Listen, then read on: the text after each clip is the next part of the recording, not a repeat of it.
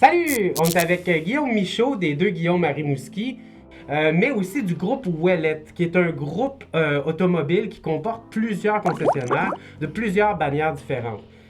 Tu as des capacités assez particulières à gérer différents dossiers parce que c'est énorme l'ensemble des possibilités. Il y a les ressources humaines, les contacts avec les clients, etc. etc. C'est beaucoup de dossiers. Là. Ça prend quelqu'un de polyvalent, je pense, puis de pas trop nerveux, là. Faut dealer avec le stress. Puis c'est sûr, faut mettre le temps. Fait que c'est la portion très importante de l'équation. Là. Ça demande beaucoup de sacrifices et de temps pour réussir à faire. Tu sais, je pense qu'en entreprise, tu peux réussir, mais vraiment te démarquer puis d'aller plus loin. Il n'y a pas 56 000 recettes. Là. C'est l'effort que tu vas investir dedans. Puis tu sais, c'est un peu traite comme job parce qu'on dirait que quand c'est des PME, des plus petites entreprises, plus que tu y mets du temps, plus qu'habituellement tu as de succès. Fait que la ligne en tout arrêter puis continuer, c'est dur à tracer. Ça vient que tu t'investis vraiment beaucoup, mais quand tu as des résultats, ben, ça te donne le goût de t'investir encore plus. Fait que c'est ça qui devient tricky un peu, mais regarde, faut aimer ça, je pense. Il faut que ça devienne plus une passion qu'une job. Ouais. J'imagine que tu vas pas nous révéler tous tes secrets, mais quelle est la stratégie commerciale derrière l'idée d'avoir plusieurs marques? Je pense que ça se voyait pas à une certaine époque. Là. Si on avait Nissan, on trouvait une autre place dans le monde ou faire un autre concessionnaire Nissan, mais on pensait pas d'une marque à l'autre. Comment c'est possible, un truc comme ça? Ce que les manufacturiers se sont rendus compte, c'est que quand tu as une concession, peu importe laquelle que c'est, quand tu es performant, tu vas être performant avec les autres. Tu sais, il y a un peu une recette à appliquer avec des concessionnaires pour que ça fonctionne bien. Puis la recette est pas tant compliquée que ça. Ce qui est compliqué, c'est de l'appliquer. Fait que c'est toujours dans l'application. Puis quand tu as un groupe qui est bon dans l'application de cette recette-là, ben le manufacturier, lui, il se dit, s'il y a des réussites avec un Hyundai, pourquoi ça ne marcherait pas avec un Nissan? C'est quoi la vente? Je sais que c'est large, mais parle-moi un peu du service client que tu offres. Ben, tu sais, la vente, moi, je pense, c'est de s'assurer que tu offres le bon produit au bon client. OK. Ce qu'il faut faire, là, c'est de s'assurer que le client qui vient chercher un véhicule, il a vraiment ce qu'il recherche pour être sûr qu'il est au bon prix, au bon budget, puis tout ça. La prix, puis tu sais, ça, c'est pas tant une loi non écrite dans n'importe quel commerce. T'sais, quand tu vends des affaires, faut que tu vendes la bonne affaire. Il faut que tu t'assures de bien cerner les besoins de ton client pour y répondre. Puis de vendre le premier véhicule, parce qu'un véhicule, il y a de l'entretien, puis c'est facile. C'est d'en vendre 4, 5, 6 au même client. Puis ça, il n'y a pas de secret, c'est le service que tu vas donner. Parle-moi des défis à relever au niveau de la langue française. Tu m'as dit tantôt que tu avais un marketing qui t'était propre d'une certaine façon, donc tu avais le loisir de faire des publications, par exemple Facebook ou des trucs comme ça. Comment est-ce que tu t'assures de la qualité du français? Est-ce qu'il y a des gens qui sont responsables de ça? Oui, avec le groupe, nous, on a un groupe qui s'occupe du marketing, dans le fond, qui au niveau de la conception là, de tous nos sites Internet, puis tout ça. Puis le français est super important. Là, ils ont mis, le groupe de Québec là, a mis une grande emphase sur notre image. Nous, dans les opérations à temps plein, c'est souvent quelque chose qu'on va peut-être un peu, je dirais, négliger. Ou, la vente d'automobile devient tellement important. Puis tout tourne autour de ça, que tout le restant, tu le fais, mais par temps perdu. Oui. Fait qu'encore une fois, avec 19 concessions, on a des petits luxes qu'on ne peut pas se payer quand on est un opérateur unique. Fait qu'on a un groupe à Québec qui ont vraiment pris le soin de s'assurer que tout ce qui était au niveau de notre image de marque, puis dans l'image de marque, le français est capital. C'est sûr, c'est un site plein de fautes. Non, c'est ça, c'est pas... ça fait moins professionnel, fait qu'on travaille beaucoup là-dessus. Ouais. Donc, je pense que c'est, même au niveau de la commercialisation, comme tu le dis, c'est très important d'avoir une belle image. Une belle image, ça vient entre autres de l'utilisation convenable et intéressante du français. Mais je pense que ça se reflète un peu dans le résultat de ton test mémo. Tu as fait un test mémo au début de l'entrevue. Combien tu as eu à ton test mémo? 100%. Oh! 100%, c'est parfait. Fait que mémo, c'est un test donc qui est offert sur le site de l'Office québécois de la langue française.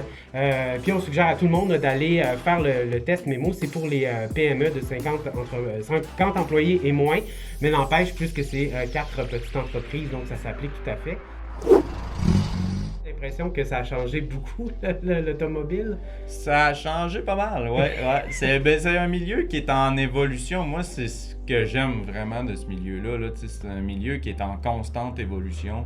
Tu regardes les technologies des véhicules en 5 ans, là, ça a vraiment beaucoup changé. Là. La conduite assistée, le freinage automatique, les caméras, c'est toutes des affaires qui ont vraiment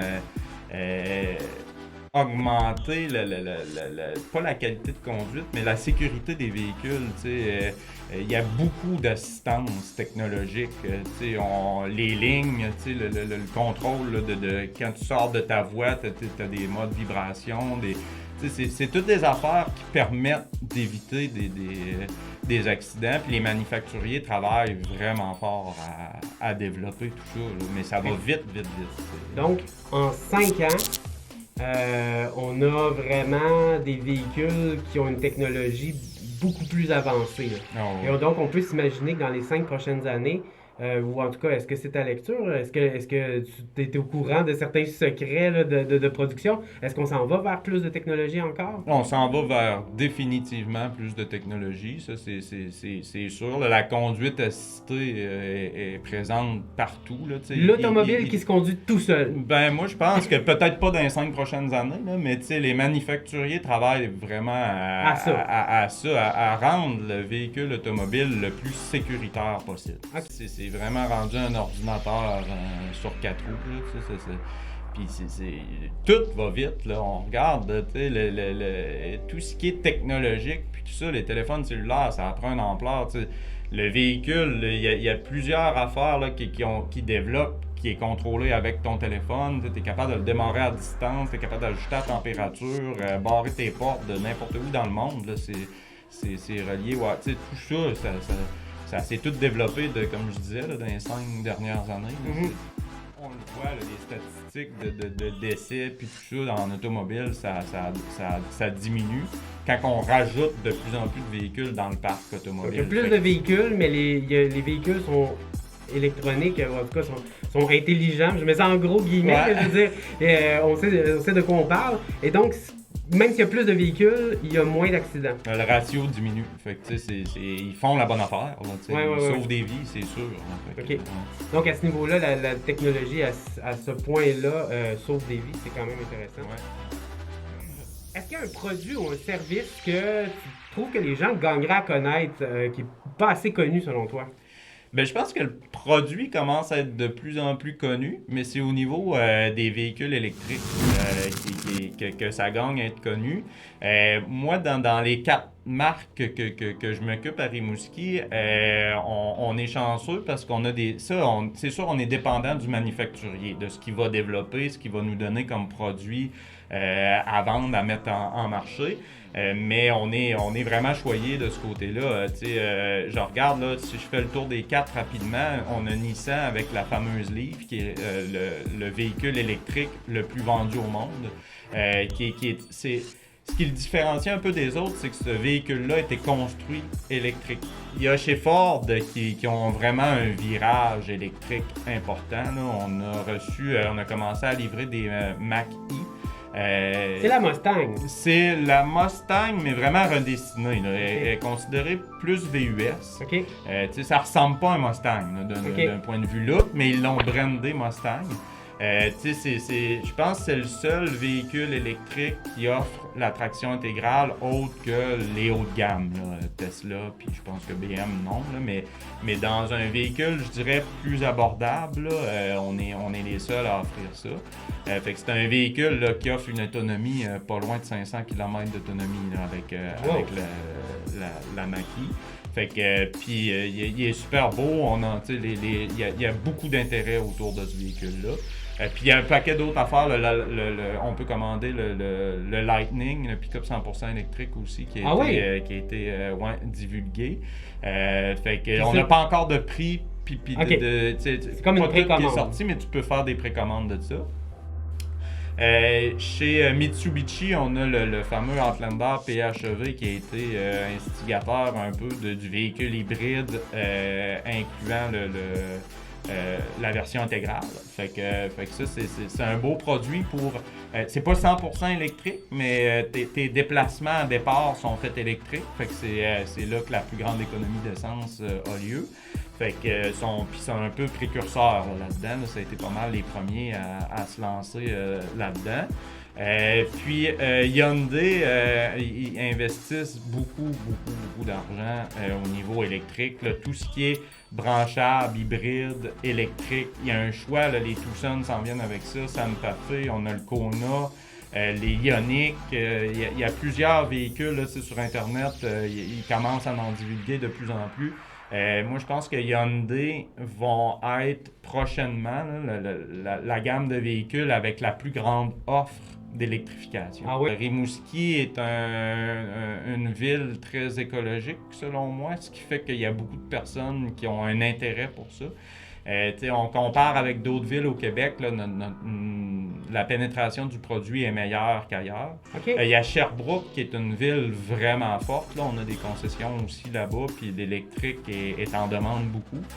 Mais je dirais que Rimouski, là, c'est une ville qui a beaucoup d'intérêt pour le véhicule électrique, de par, je pense, l'aspect plus écologique de la chose. En tout cas, c'est mon analyse personnelle. c'est ça. On conduit en électrique dans la ville du bonheur. C'est ça. Merci, salut! Bye bye! Avec Memo, l'Office québécois de la langue française propose aux entreprises de 50 employés et moins un service d'accompagnement gratuit et personnalisé pour améliorer vos pratiques linguistiques. Remplissez l'auto-évaluation en ligne en une dizaine de minutes pour cibler vos forces et vos besoins et ainsi profiter de ce service d'accompagnement volontaire. Votre entreprise a déjà de bonnes pratiques linguistiques? Faites-en la promotion en obtenant votre engagement envers la langue française. Pour vous le procurer, obtenez un résultat de 100% à l'auto-évaluation et faites connaître les bonnes pratiques de votre entreprise à l'Office.